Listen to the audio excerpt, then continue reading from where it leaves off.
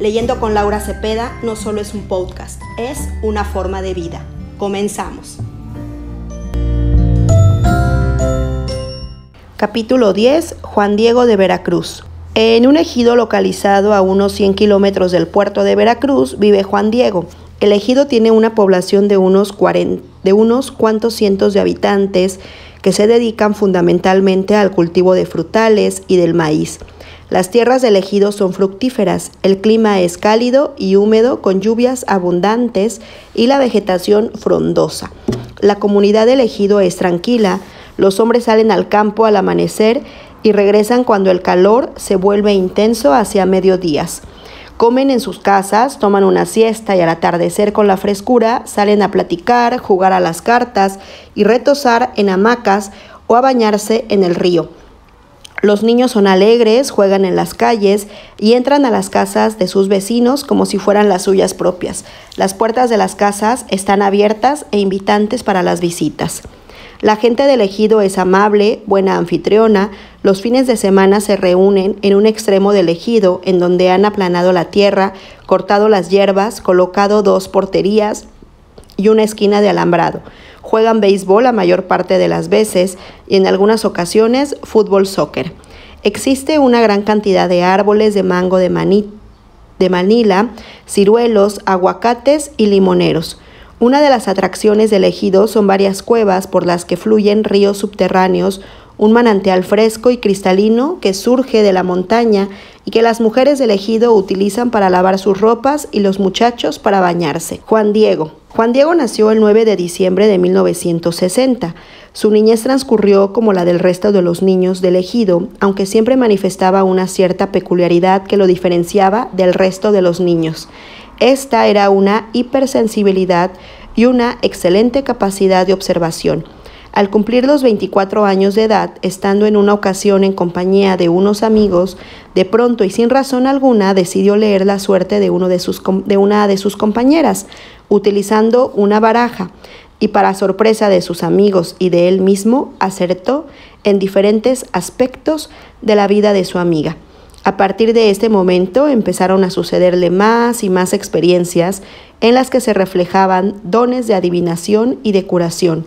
En cierto momento, Juan Diego empezó a oír que le hablaban dentro de su mente, indicándole qué hacer y cómo curar a la gente que empezaba a huir de él y aproximársele pidiendo auxilio.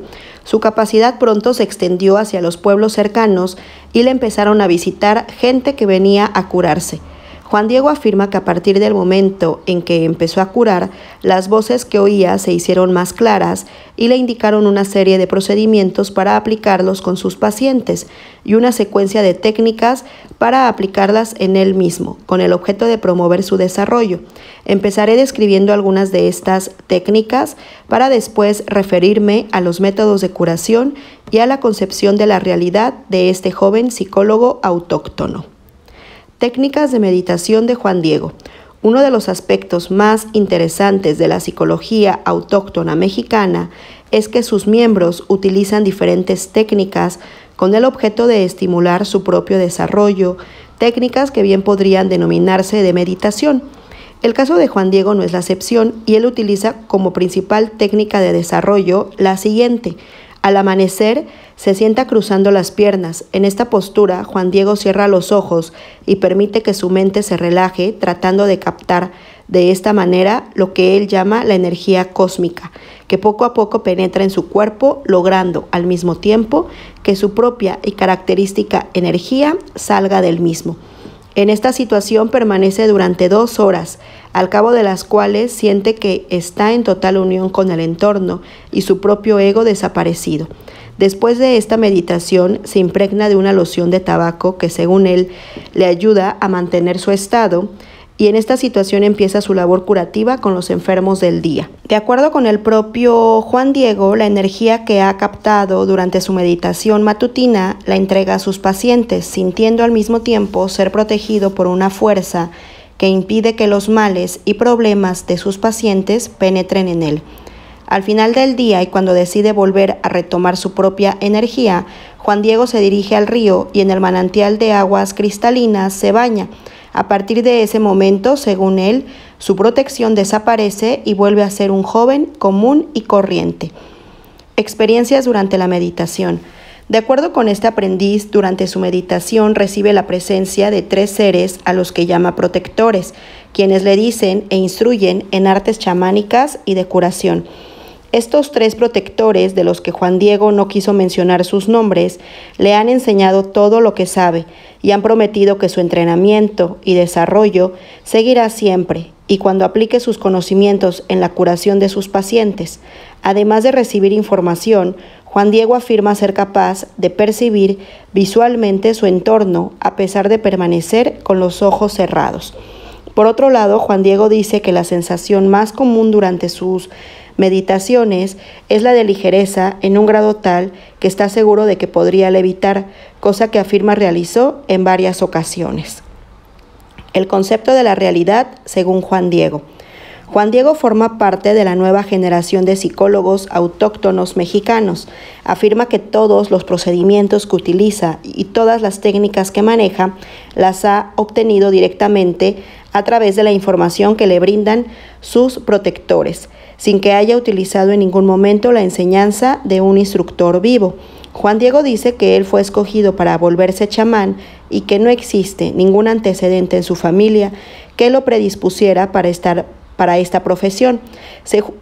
Según Juan Diego, la capacidad curativa y chamánica es una capacidad que viene naturalmente y no puede ser estimulada. Siendo un ejemplo de la nueva generación de psicólogos autóctonos mexicanos, Juan Diego utiliza en su lenguaje y manifiesta en su concepción de la realidad aspectos que la vieja generación de chamanes no manifiesta. Varios ejemplos de esta nueva forma de percepción serán comentados enseguida. Por un lado, según este joven psicólogo autóctono, existen diferentes niveles de dimensiones de la realidad. Él afirma que vivimos cotidianamente en un mundo tridimensional, pero que la existencia de sus protectores y del mundo espiritual se localiza 2 dimensiones más adelante de la nuestra. Es decir, Juan Diego afirma que existe una realidad de una 5ª dimensión desde la cual obtiene su información. Más aún, Juan Diego afirma que él tiene permiso de obtener la información y de conectarse con esta 5ª dimensión a través de puertas dimensionales o agujeros por los que transita en determinadas épocas y momentos. Para Juan Diego, la realidad de la 5ª dimensión es una realidad noble en la que seres parecidos a los humanos conviven en paz y ejecutan trabajos en convivencia total y sin envidias, celos o problemas emocionales comunes a los de nuestra vida cotidiana. Al contarle yo acerca de los graniceros del estado de Morelos y de su afirmación en el sentido de que existe una realidad de seres invisibles para la vista cotidiana denominados trabajadores del tiempo, los que viven en condiciones enteramente similares a las de los seres de la 5ª dimensión, Juan Diego consideró que estos graniceros estaban hablando de la misma realidad que él conocía. Aún más, al contarle que la ceremonia de iniciación de los chamanes morelenses implica el que les caiga un rayo, inmediatamente Juan Diego consideró que esta situación lo que hacía era producir una apertura y un acceso de la 3ª a la 5ª dimensión por la que el chamán transitaba para recibir información de los seres que habitan esta 5ª dimensión. Según Juan Diego, la entrada a la 5ª dimensión es relativamente fácil, pero el retorno es muy complejo y peligroso. Según él, el hecho de que un chamán como don Lucio haya permanecido durante 3 años en estado de coma después de haber sido golpeado por un rayo, indica que el retorno de la dimensión en la que se encontraba a la nuestra no fue posible hacerlo en una cantidad de tiempo menor a la de 3 años, indicando con esto que es decididamente difícil que el puente de unión entre dimensiones se vuelva a abrir, haciendo permeable el traslado de un ser de un reino dimensional a otra. Por lo tanto, el concepto de realidad de Juan Diego implica, como el de la mayor parte de los psicólogos autóctonos mexicanos, la consideración de la existencia de diferentes niveles de realidad, la idea de que existen niveles de realidad invisibles en los que habitan seres similares a nosotros, viviendo una vida especial y afectándonos desde su dimensión de hábitat e instruyendo a ciertas personas escogidas en el camino del chamanismo y de los procedimientos de curación. Técnicas de curación de Juan Diego. La principal técnica que Juan Diego utiliza en su curación es la lectura del huevo y la limpia con el mismo. El autor tuvo la oportunidad de presenciar 3 o 4 procedimientos de limpia en los que se hizo patente la estandarización del procedimiento que utiliza este joven. El procedimiento consiste primero en bañar el huevo con la misma loción que Juan Diego utiliza en su persona y después colocar el huevo en la palma de la mano del paciente, sintiendo al mismo tiempo el pulso del corazón del mismo y contando 3 veces 7 latidos en cada mano. Enseguida, Juan Diego coloca el huevo en el antebrazo, exactamente en la línea de doblez de la parte alta y baja del brazo en su porción anterior.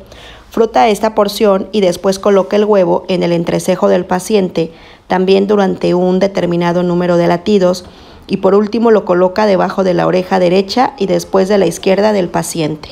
Después de esta operación, el huevo es vertido en un vaso con agua y se realiza la lectura de las formas proteicas de la yema y de la clara del huevo disuelto en agua.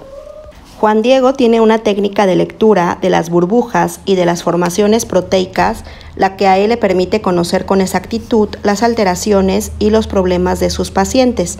Esta técnica de lectura son similares a las que se han observado en los demás curanderos mexicanos, por lo que no serán descritas aquí.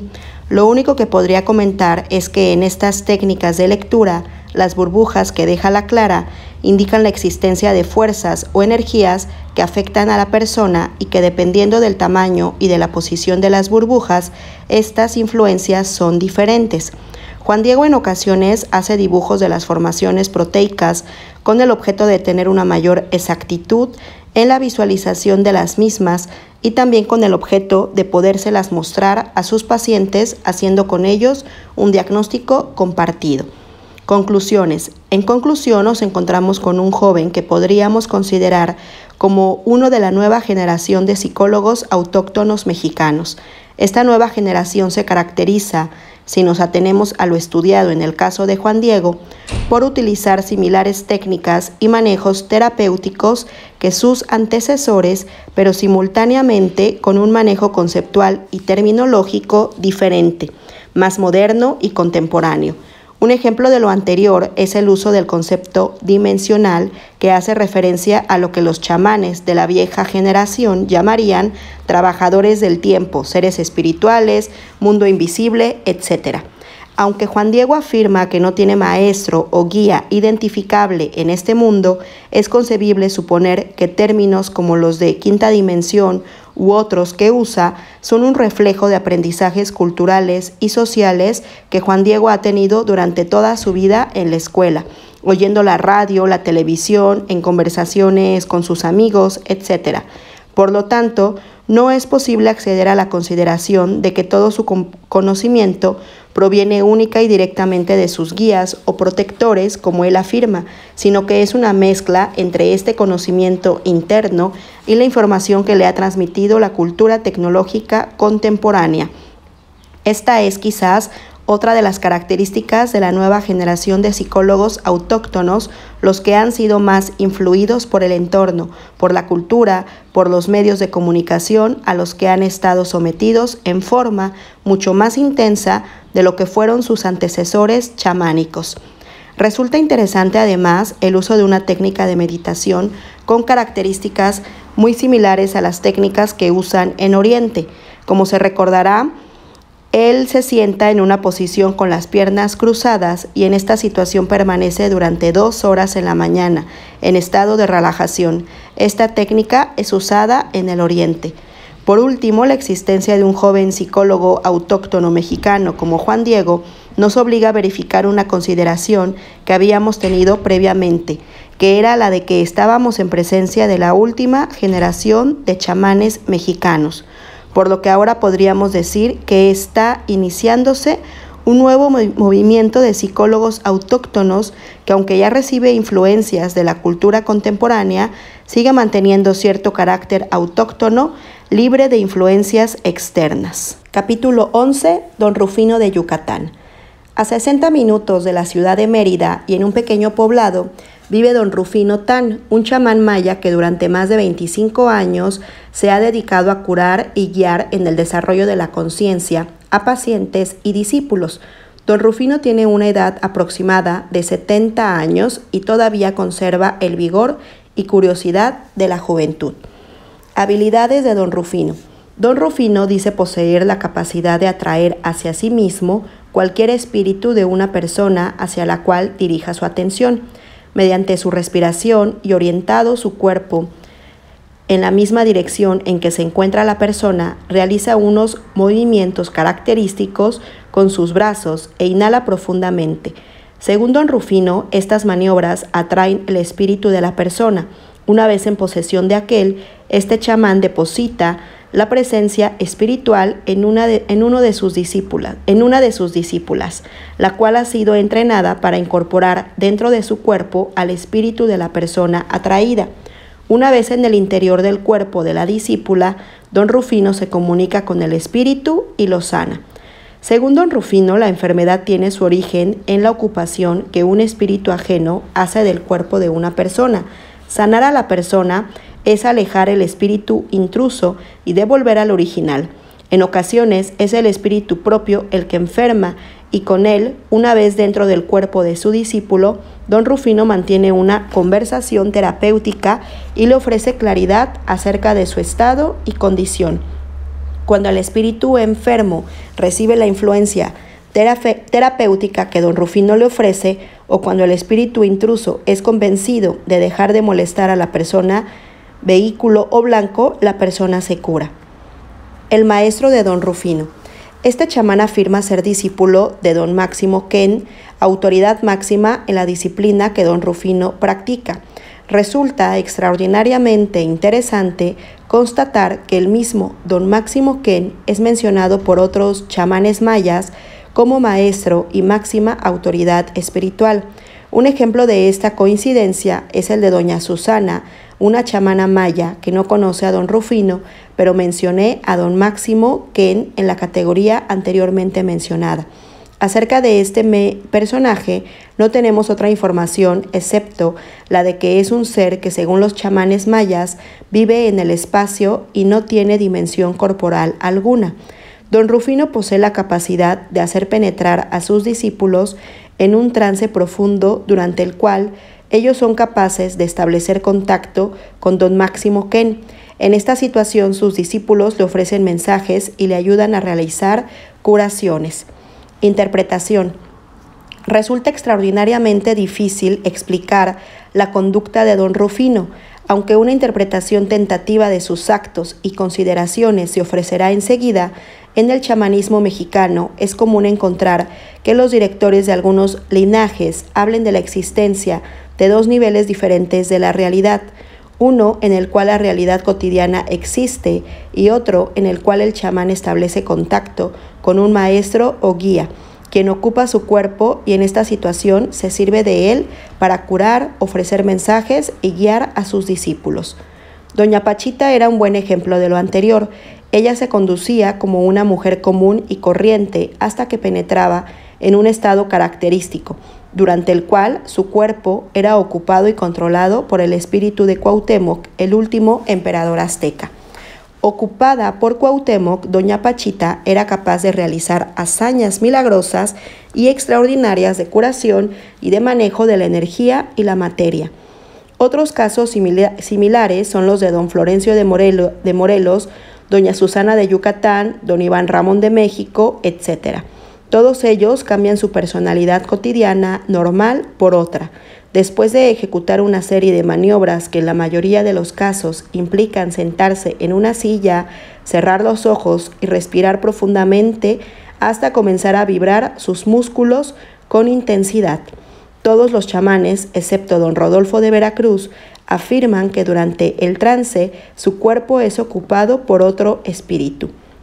Don Rodolfo afirma que durante el trance no es un espíritu ajeno el que ocupa el cuerpo del chamán, sino es el mismo chamán en otro nivel de sí mismo, nivel generalmente inaccesible para la conciencia cotidiana, pero definitivamente más cercano al propio ser.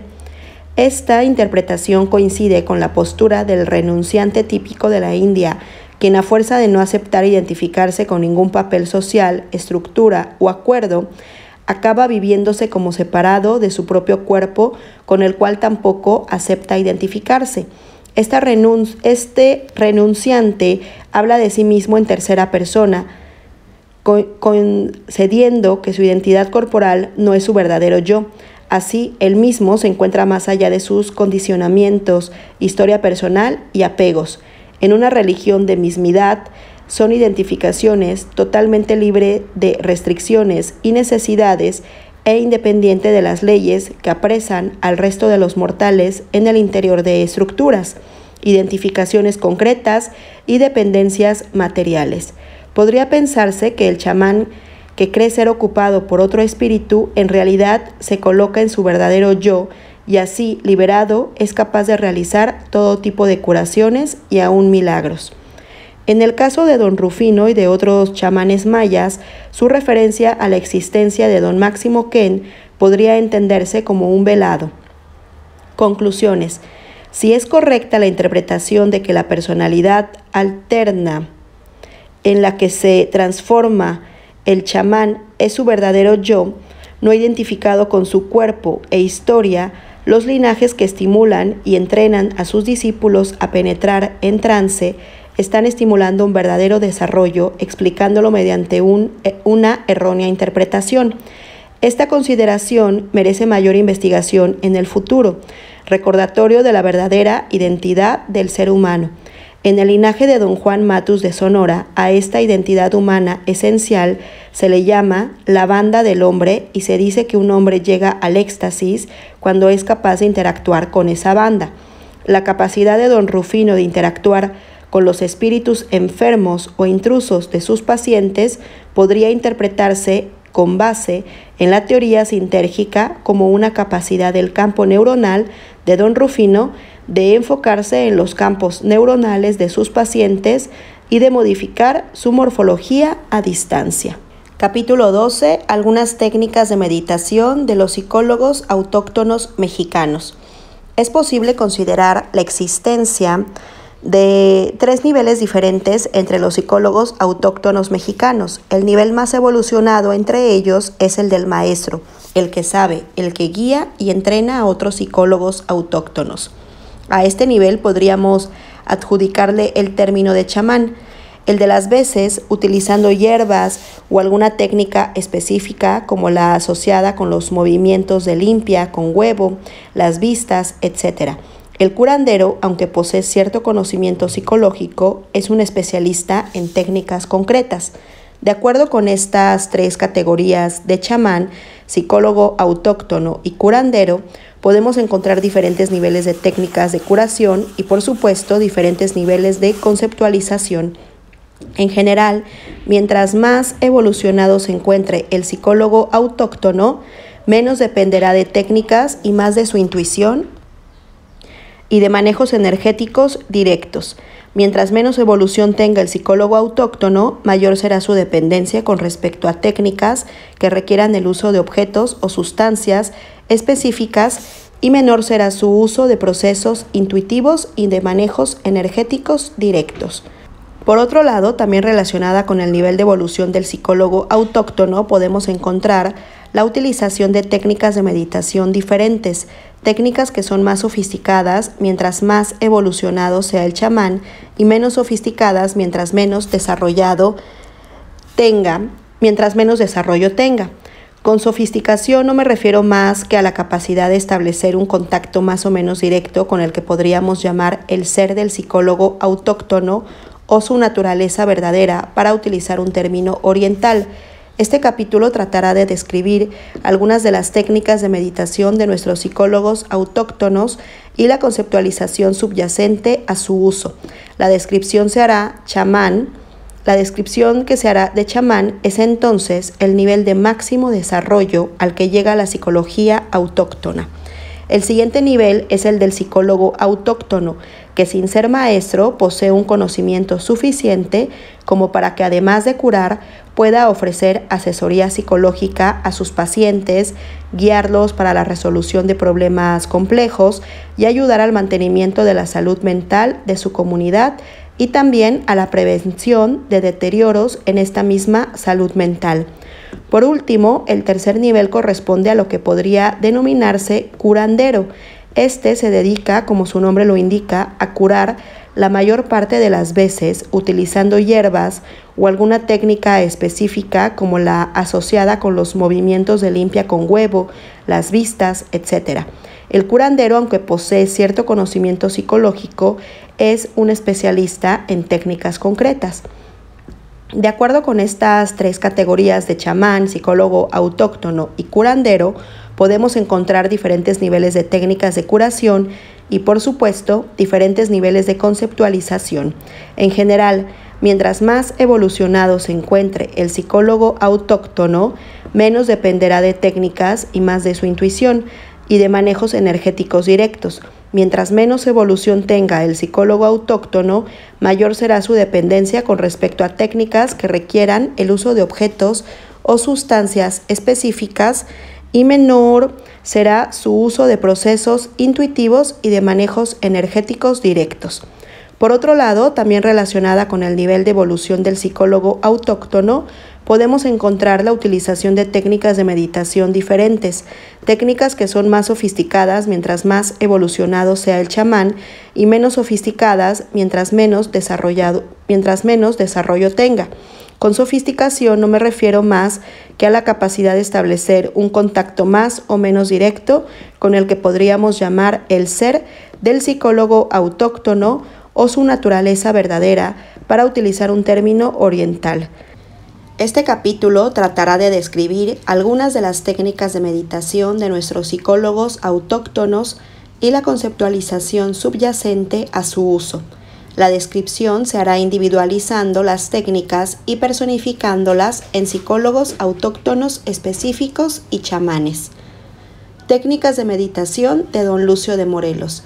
Don Lucio considera que su poder como chamán proviene de lo que él denomina el mundo invisible habitado por los trabajadores del tiempo, por los rebaños y por los pastores. Las técnicas de meditación de Don Lucio están ideadas precisamente para establecer un contacto con este mundo invisible y con sus habitantes. Una de las técnicas es el establecimiento de un contacto con la naturaleza y la relajación en este contacto. Don Lucio escoge algún paraje del campo, preferiblemente libre de interferencias sonoras y alejado de interacciones humanas, y en este lugar, por ejemplo, debajo de un árbol, se acuesta y se relaja, dejando libre su mente sin obstruir sus procesos, sin reprimirlos ni guiarlos. En sus palabras, dejando libre a su espíritu para que haga y realice sus negocios espirituales. Otra de las técnicas de meditación de este chamán consiste en prestar atención a sonidos internos y escuchar los mensajes de los trabajadores del tiempo, los que, según Don Lucio, se comunican con él en forma directa. Técnicas de meditación de Doña Pachita. Doña Pachita, una de las más extraordinarias chamanas del México contemporáneo, realizaba verdaderas hazañas de curación, de manejo del espacio-tiempo, de la energía y de la materia, y decía utilizar una serie de procedimientos que le permitían realizar su trabajo. El procedimiento principal de meditación de Doña Pachita consistía en sentarse en una silla frente a su altar en el cuarto donde realizaba sus operaciones y curaciones, y una vez ahí cerrar los ojos, respirar suavemente hasta lograr escuchar un zumbido característico en uno de sus oídos. Una vez captado este zumbido, el cual, según Doña Pachita, era la manifestación de un cambio de estado en ella misma, atendía a este sonido interno hasta que sentía que caía en una especie de gran orificio, tras lo cual cambiaba de estado. Doña Pachita meditaba sobre sensaciones sonoras características y después se dejaba ir en un acto que ella describía como de un salto en el vacío o de una súbita bajada en una rueda de la fortuna, después de lo cual empezaba sus operaciones quirúrgicas. La técnica me hace recordar un procedimiento hindú de meditación llamado Shabd, en el cual el meditador debe poner atención a un zumbido característico y seguir este zumbido un tiempo relativamente largo. Técnicas de meditación de Don Panchito. Don Panchito es uno de los más veteranos chamanes de la República Mexicana. Es de origen maya y vive en un pequeño pueblo del centro de la península yucateca. Don Panchito utiliza por lo menos 3 técnicas de meditación. La primera de ellas es una observación atenta de los fenómenos naturales cotidianos. Me refiero a la observación del amanecer, del anochecer, de los movimientos de los animales, de sus propios procesos internos, de los cambios de luz, de los movimientos de su hamaca al mecerse en ella, etc. Don Panchito es capaz de mantener su observación por horas seguidas atendiendo a los mínimos detalles de la misma. La segunda técnica de meditación que utiliza Don Panchito es la observación atenta de las estrellas en las noches. Durante aproximadamente 15 minutos, él escoge alguna zona del firmamento estrellado y fija su atención en esta zona en una postura de relajación, dejando que penetre la información estelar en su interior. Acto seguido, Don Panchito se duerme y en la mañana recolecta sueños y a través del contenido de los mismos es como observa sus propios procesos y es capaz de utilizar esta información para ofrecerla a algún paciente. De hecho, la técnica de observación estelar con el subsecuente análisis de los contenidos oníricos los utiliza Don Panchito cuando algún paciente viene a consultarlo y le pide específicamente un acto de adivinación de su futuro. La tercera técnica de meditación de Don Panchito consiste en lo que él denomina hablar directamente con Dios. De esta técnica lo único que puedo mencionar es que Don Panchito hace énfasis en que el sujeto del desarrollo debe aprender a establecer un diálogo directo con Dios y mantener este diálogo sin intermediarios. Técnicas de meditación de Don Gaudencio. Don Gaudencio es un descendiente de los indios tepanecas y se encuentra en un nivel entre curandero y psicólogo autóctono. Don Gaudencio utiliza 2 técnicas de meditación que, a diferencia de los chamanes anteriores, son técnicas activas. La primera de estas técnicas es lo que podríamos denominar la técnica del paso del poder. Esta técnica la utilizan los indios tepanecas para adquirir mayor energía y poder, y con ella interactuar en forma más adecuada durante sus procesos curativos. La técnica consiste en caminar con las piernas ligeramente flexionadas, el pecho abierto y en una posición adelantada en una especie de mimetismo, de lo que podría ser la caminata de un gorila. Este paso del poder se mantiene durante un tiempo considerable sin interrupción y, según Gaudencio, provoca un incremento energético notable en el curandero. La segunda técnica, también de origen tepaneca, consiste en girar lentamente la cabeza en una dirección horizontal de izquierda y derecha y luego de derecha a izquierda. Los giros se hacen apretando la barbilla en contra del pecho durante el giro lento. Según Gaudencio, los indios tepanecas llegan a mantener esta técnica de meditación motora durante 8 horas ininterrumpidas, concentrándose totalmente en el giro lento, produciendo de esta manera un incremento en la capacidad de atención y la focalización de la misma.